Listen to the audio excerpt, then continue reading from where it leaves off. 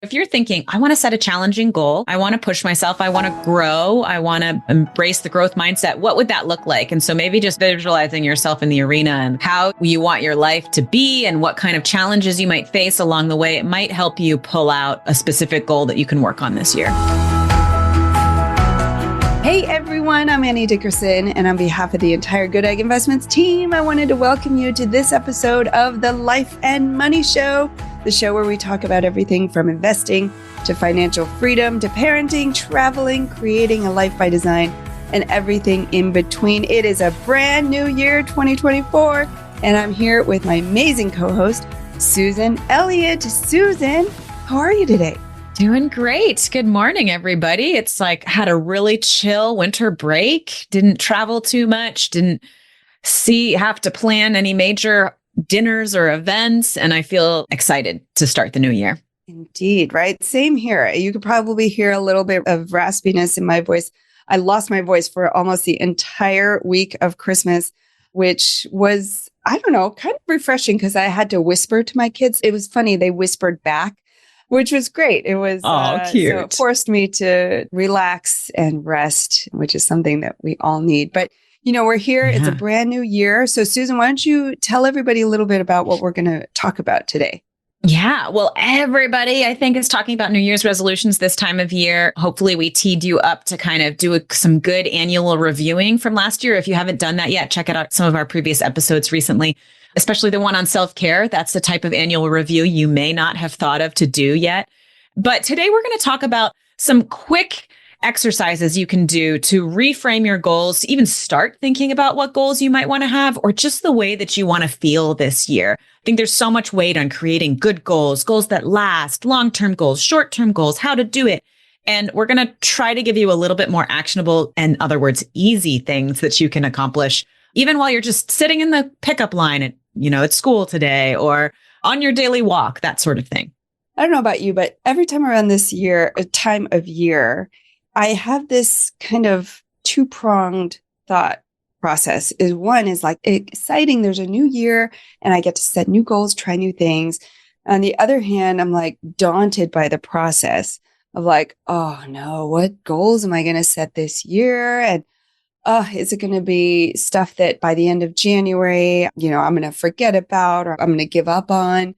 Exactly. And so it's the pressure. It's not an easy thing it's not an easy thing to navigate, which is exactly where we're going to dive in. I think some people are like, I don't even want to set goals because or for me, it's sometimes like the time of just sitting down and creating really meaningful goals that I have a plan for that I can execute upon. That takes a lot of time.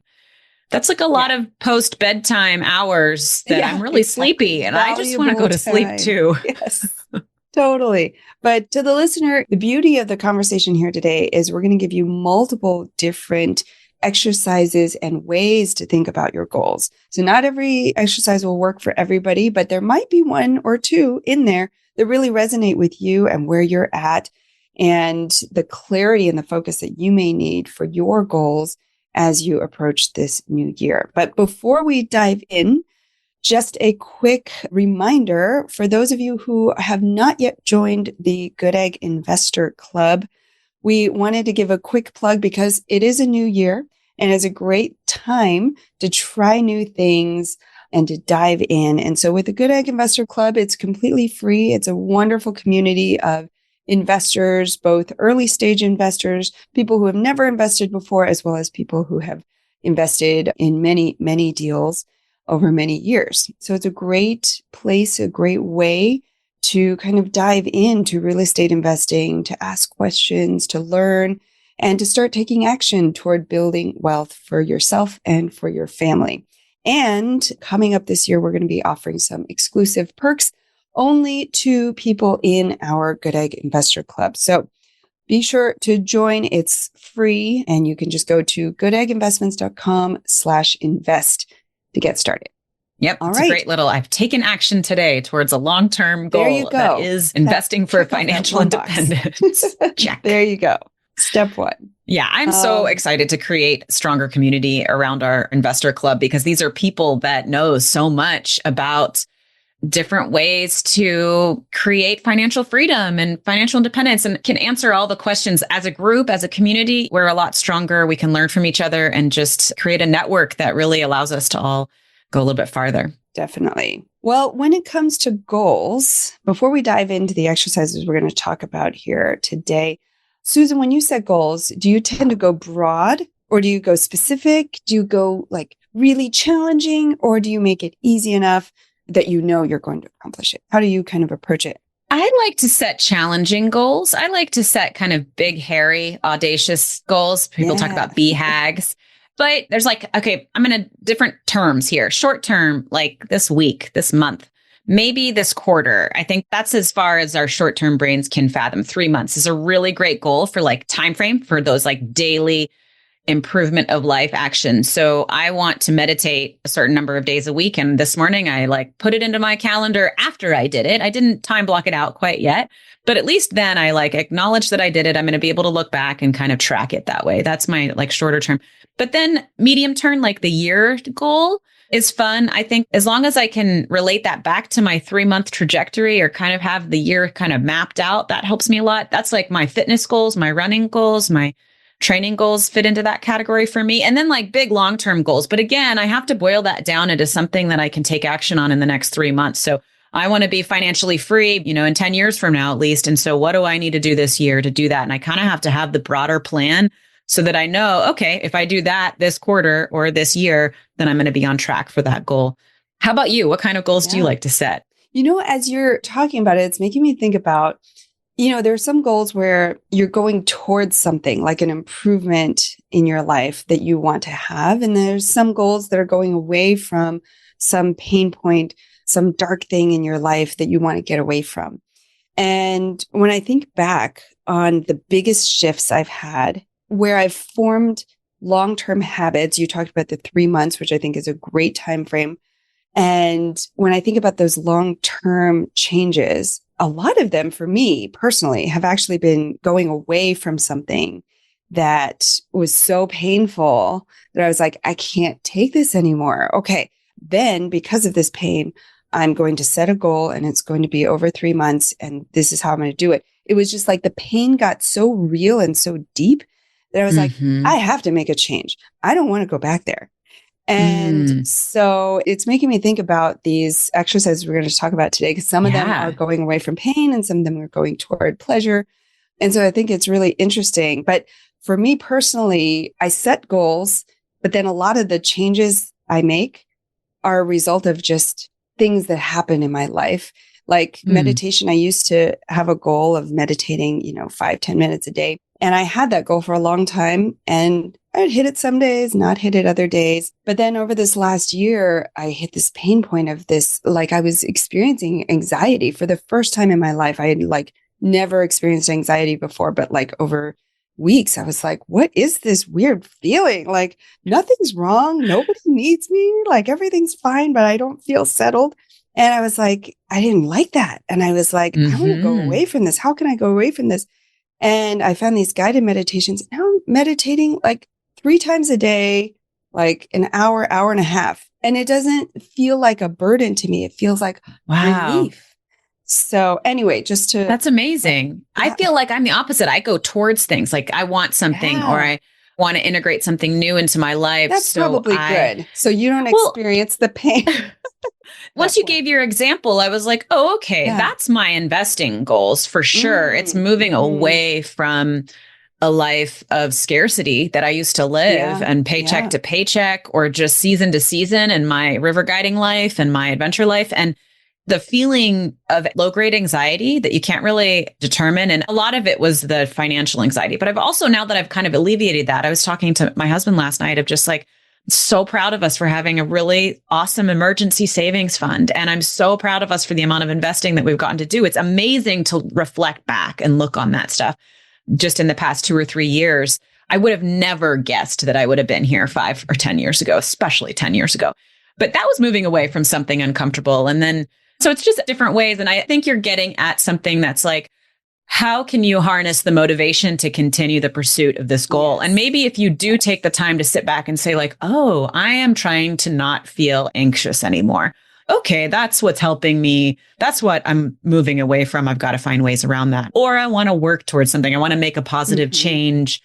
And maybe that's because you don't want this negative thing to happen too. Right. But well, there's a lot of like nicely with the 5 exercises we're going to talk about, because the first few are actually talking about fears and challenges and obstacles and moving away from things. And I think, that does, like you said, provide a lot of the motivation to keep you going, at least at the beginning, which is the hardest part of getting that ball rolling from a stop to getting it to emotion. That's the hardest part. So if you can dig in and find that motivation to get going, then, it's a little bit easier to keep it going. But should we dive in?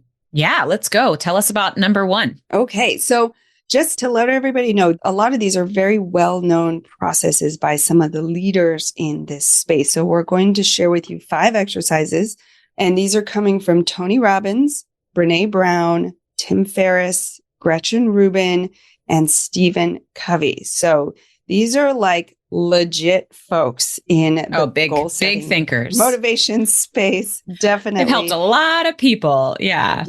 Yep. And these are some of their best processes for coming up with meaningful goals that will help you to form real habits and make real changes in your life. So the first one is from Tony Robbins. Like we said, this is called the Dickens Process. And so if you're familiar with Charles Dickens and I believe it's the Christmas Carol where they have Scrooge and the, oh yeah, I read that just a couple of weeks ago. Yeah. And so it's this concept, and I remember doing this, Unleash the Power Within, this massive event with this was pre-COVID. I think there were 15,000 people at the LA Convention Center, and we were doing this process all together. They actually had the kids leave the room because this is such an intense process. People were writing and moaning and it was super intense. They turned out all the lights. And so basically what this process entails is it's a visualization technique. And basically you're thinking about the negative consequences of not changing your life. And so if there's an area of your life that's, lacking momentum and you're bleh about this area of your life, it might not be a huge deal right now, but you're I just don't feel good about this area of my life. Maybe it's your finances. Maybe it's your health. Maybe it's meditation, whatever it is. But you think about that area of your life and then you think about, okay, well, if I do nothing, well, what would my life look like in about a year? Okay. So let's say it's losing weight. Let's say you've put on an extra 20 pounds and you're okay, well, if I do nothing, I keep eating the way I am and I don't exercise, then in a year, probably will have gained another 5 to 10 pounds. Okay. How will that feel? Not great. And so buy new clothing. Not feel comfortable. Not good. You're not going out with your friends, and so your eyes closed, you're visualizing this. You're really feeling the emotions of what this would feel like. So a year into it, you're I don't feel good, feel worse than I did at the start of 2024. But you're I could still function. Okay. So now you fast forward 5 years from now, you keep going down this trajectory. You don't make any changes. What does 5 years from now look like? Okay, you get a diagnosis from your doctor. That's a little bit your heart's not looking good. Yeah. Things like that. It's getting serious, right? And so then what does that feel like in your body? And what emotions does that elicit? And so you're trying to make this as vivid as possible so that you really feel it, you really experience it. And then you go forward 10 years. And then you go forward 15 years and 20 years. What can't you do? What did you miss out on? Now your grandkids, you can't get down on the floor with them to play. You can't. Oh man. Yeah. It's such a great way to really feel the long term. I mean, it's so hard to set long-term goals, especially around small daily habit types of things that we know we need to do. But to feel it that way. And I too did this exercise, but in the virtual event with the Unleash the Power Within with Tony. And even in my own bathroom, I had to segregate myself into the bathroom just in case I started crying or anything. And it was incredibly emotional. It's amazing what kinds of things you can elicit in your body for just visualizing that process. And he walks you through it in a really fantastic way. I bet you could search on YouTube and find him walking through that process just as a chunked out for this exercise.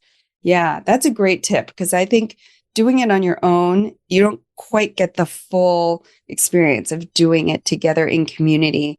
And so, yeah, that's a great tip, is to look on YouTube and see if you can find just that clip of that exercise. Well, and going the next step of like writing down how that felt, writing down those negative outcomes, and then having that reference point of like, and this is why I'm going to go for a 20-minute walk today, to just be able to like have that, like, I am changing it. I am not moving towards that scenario every day. So that's a good one. Okay. Well, our next one is from Brene Brown, and this is called The Arena. We've heard about The Arena from a lot of different people. I think that she might have just kind of summed it up in one of her resources as well. So Brene Brown, one of the great researchers, best-selling author, known for her work on vulnerability and courage. She's got some great podcasts. I just love listening to her. She's super real.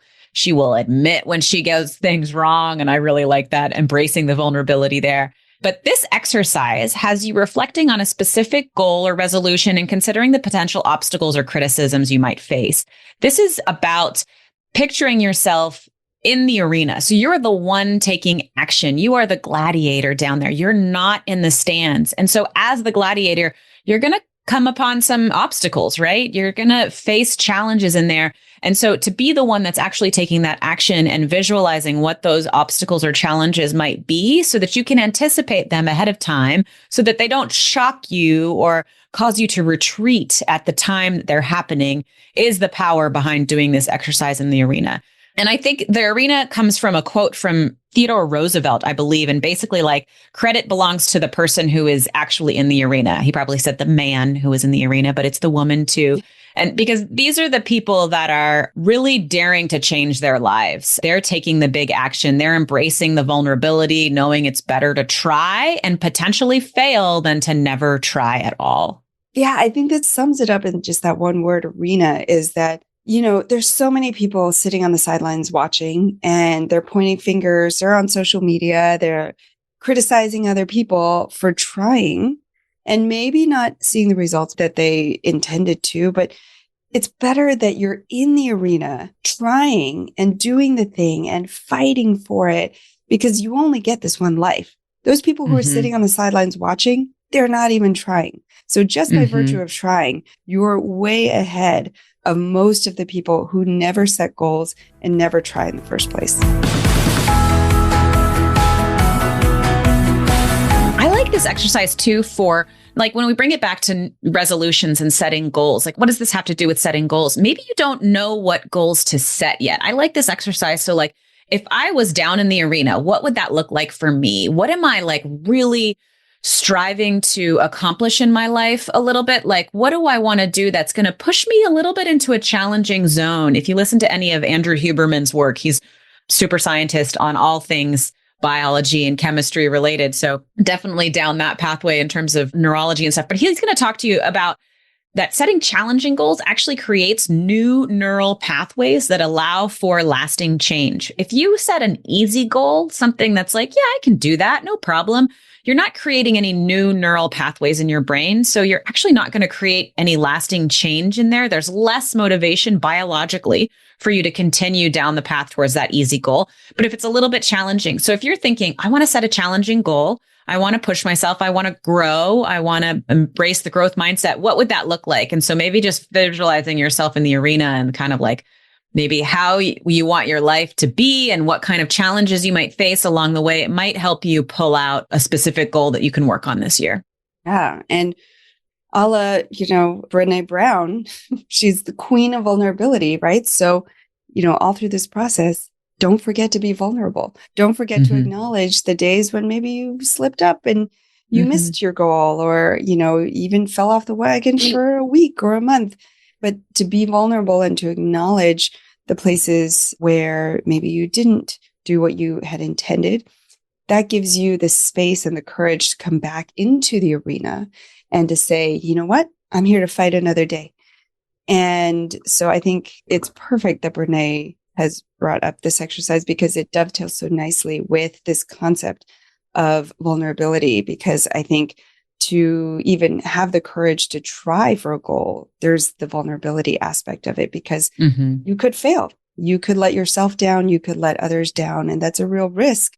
And part of vulnerability is acknowledging that so that you can move forward and have the best chance to attain that goal. Absolutely. All right. Well, with that, let's move into our third exercise. This one comes from Tim Ferriss. You may know him as the author of The 4-Hour Work Week, as well as some of his other books, Tribe of Mentors, etc. And so Tim, he has come up with a fabulous exercise called fear setting. And so sort of in line with what we were talking about earlier with Tony Robbins' Dickens Process, Tim Ferriss's fear setting process is also about the fears and the obstacles kind of standing in your way. So the idea here with fear setting, this is especially good if you don't have a specific goal in mind. If you're just like, I don't really know what to set as my goals, well, maybe you turn it around. And Tim actually says that fear setting is more important than goal setting, is to acknowledge your fears, because those fears are kind of clues into areas where you can change and you have the opportunity to grow. And so fear setting, basically what you do is you're just going to sit down and you reflect on the areas of your life where you have fears around anything. Then what you're going to do is you're going to list your fears, and then you're going to analyze the worst case scenarios, and then you're going to consider the potential benefits of taking action. And to guide you through this a little bit further, Tim does provide, well, first, he has a great TED Talk on this concept of fear setting. So definitely look that up if this exercise resonates with you.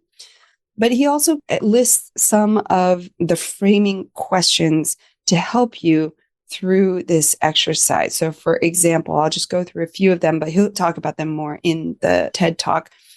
Define your nightmare. The worst, absolute worst that could happen if you did what you are considering. So if you're thinking about, let's say, quitting your job, or you're thinking about investing in your first syndication or investing in real estate, you're considering spending an hour meditating. What's the worst possible thing that could happen? And so you think about this and envision them in detail, just like you would with the Dickens Process. And what's the impact of this on your life? So you're basically trying to get out of the dark recesses of your mind the worst possible thing, because that's what's causing this fear, is down there somewhere in the dark recesses of your brain. You've already painted this picture, but it might not be conscious, might be buried down there because it's so scary for you. So this is the process of unearthing that and really envisioning that worst case scenario. What steps? And I like that he, like, after you do that too, you're also then reflecting on those benefits. So you've set this like deep tone of, this is all the worst case scenarios of how that could happen. And then you kind of balance that with the potential benefits of taking action too, so that you're seeing that maybe it's not so bad, or maybe that, oh, if I just take these little steps, the benefit is huge against the fear of it going badly. Or it's a great like juxtaposition of those two. Yeah. I did a version of this fear setting exercise back when I first quit my job to launch Goodegg Investments. And fear was a huge part of it. And I had never started a business before. And I'd always had a job, always had a steady paycheck. And so the thought of giving that up for the unknown was a huge fear. So I sat down one day at my kitchen table and I did a version of this fear setting exercise where I really started to list out all of the fears that I had. And I thought there were like infinite. I thought, there's so many fears. I can't even see past all the fears. And I started to write them down. And there were only like 5. And one of them was like, I'd have to buy my own computer. It was like ridiculous. They were huge in my mind. But when I wrote them down, I was like, really? That's what I'm scared of? Buying my own computer? Or I'm afraid that, I won't be able to make money. That's a real one. But, once I quit my job, I realized there's so many ways to make money. You just have to pick the lane that you want. But there's actually lots. And so I think this fear setting exercise is a great way to really codify all the things in your mind that might be holding you back from even trying for that goal or that path or that thing, that side hustle, whatever it is that you might want to do. But all these fears are in the way. So this is a great way to just get specific, because if you can name those fears, it takes a lot of the power away from them, because when they're swimming in your head, they seem really big. I was just thinking that's like stripping them of their power over you. It's amazing how much that feels like a big weight in your head of something to do. And then you just do it. And it's like, oh, okay, well, that's done now. Or that's not a big deal. That's cool. That's funny that you mentioned that, because I had the same type of visualization activity. It wasn't using specific fear setting, but I was doing the same thing when I decided to join the Goodegg team instead of continue to foster my own business. It was like the opposite of what you're doing too. But it's funny how you can be in the opposite position and still have fears. You know, there is no perfect scenario of cases here. And it's what helped me a lot too was like the time scale on that. Like, oh, it's okay. I can try out this new industry. I can still go back to engineering if I want to, if I need to. There's always like nothing is permanent. That helped me with fear setting too. The fears of like, I will never be able to do that again. I have, you know, wasted my time, all of those types of things. Yeah. Awesome. Well, our next one is another kind of alternative to setting goals. So maybe you're just not inspired right now. Maybe you don't have a good track record of keeping goals. And I've had some years like this. Specifically, was it last year? Yeah, last year that my son was born. And I just was like, almost need to not set goals because I'm exhausted and I need to just focus on my family right now, on my own health, having a baby. I had a baby in March of last year. And so we're going to talk about Gretchen Rubin's one word theme exercise here. So Gretchen Rubin is the author of The Happiness Project, a happiness researcher. She's got a great podcast as well with great tidbits in it. And she talks about, instead of setting New Year's resolutions, to choose one word that sort of encapsulates all of your goals or intentions of the year. And I want to add, like, also encapsulates how you want to feel. So this does take into account of like, when I feel the best, just average. We're not talking about like super elated excitement off the charts, you know, because that's not really maintainable. What is the baseline of just like feeling really good?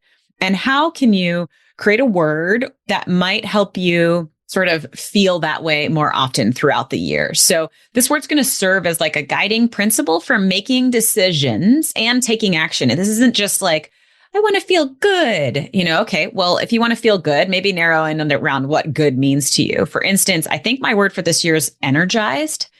So as I evaluate my daily activities, I'm going to say, does this help me feel energized or not help me feel energized? And maybe I'm going to move towards something. I'm going to take action towards something that helps me feel energized.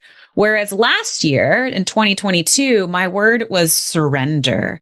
And that was because I am such probably an overachiever type A lady that I just had to say, no, stop like trying to do a million things and just surrender to the present moment, surrender to like what will happen, what's going to happen. And what unfolded was exactly what needed to happen. I'm here with Goodegg now. I love my life, all of these things. And I think I needed that time to just surrender. So that was like my guidepost in taking action for the year.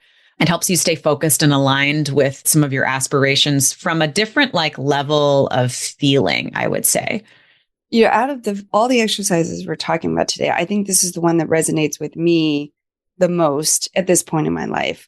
Just because, you know, I have so much clutter in other areas of my life, and to just be able to simplify it down to one word, one like call to action that's going to be like my thing for the year. I think it's just so smart and it makes it so easy and doable. So I love that. Energize, surrender. Those are great ones. Some other ones that Gretchen lists as examples are free time, bigger, upgrade, dark, or make, or Hot Wheels. She said her sister used that as her theme one year. That year she got a car and started driving. Yeah, that would be my son's. I think, this one is one I'm going to give some thought to figure out what my word for this year will be. I think it's going to center around something like me, actually, making time for me, self-love, self-care, and really figuring out what I think and what I want in every situation that I'm in. I think it's something that I've never really been in a position to do in every situation. And then also that I've never given myself the space to do. So maybe that'll be my word. Yeah. And I would say too, this takes a little bit of practice. I remember the first year I heard people doing this and it just sort of was like, it felt random to me to create a word. And so my word wasn't really super meaningful, but like, that's okay. You can change your word. You can try this out. Maybe later on in the year, you're like, I forgot my word. Well, it clearly wasn't super meaningful, but I would say that it's gotten easier for me to think of a word and then to really like use it throughout the year or embrace it a little bit more. And my word, energize, kind of came from a course I did last year on lifestyle design. I did a deep dive course. And one of the bigger findings that I had, so this is like coming out of my annual review, the kind of looking at the last year, was that when I focus in on just my like daily energy doses, levels, like just little hits of dopamine, maybe I get up and do some dancing in between my meetings, take a breath. We've talked about that a lot, especially in our self-care episode last time. I feel so much better and I'm able to do bigger things. And so I'm pulling out that finding and putting it on the label for this year. That's how I kind of did this. And I also wanted to note that another thing that she talks about is making this word visual for you, put it up on your fridge, put it on your bulletin board, your mirror. But one thing I wanted to kind of counter that with was that another tidbit I learned from Huberman's podcast was that actually like writing something on a Post-it note and putting it on your mirror just one time is actually not helpful because you've written it once, you start ignoring it. This is the same as like those notifications that you just swipe away from your calendar. And apps are starting to get onto this and they're realizing that that doesn't work to help you take action to open their app, right? So instead, he talks about you need to write it down every day. So maybe at the top of my notes notebook where I take notes for my day, everything, I'm just going to write this word every day. So I write the date and then I write my word, or I write it on the whiteboard when I do our meal planning, which is a new thing for me too, every month or every week on our thing. So like, which ways can you visualize it, but like visualize it every week, rewrite it every week? Yeah. It's like, making that path, like, the farmer with the hoe, you've got to like make that path. Get it in its groove. Yeah. That's right. There you go. Yeah. There we go. Yeah. Thank you for completing that. Well, and I was thinking you're building that bridge, those neurons. That's what Huberman talks about. Taking a little bit of action. It's not just like looking at a Post-it note. And true to form, I've got some Post-it notes on my mirror. I couldn't even tell you what they say right now. I need a Post-it note pad right there and to write it and then take it down every night. Maybe I'll try that. Exactly. I know. But that's a great tip is to have the word, but, put it into action somehow and to remind yourself constantly in every situation that you can what the word is and what it means for you. Because I'll bet that even though, that's your word for the year, the meaning of that word to you is going to evolve. As it will, yeah. Life unfolds throughout that year. So that's part of the magic. So I'm so looking forward to this. Yay. Magic.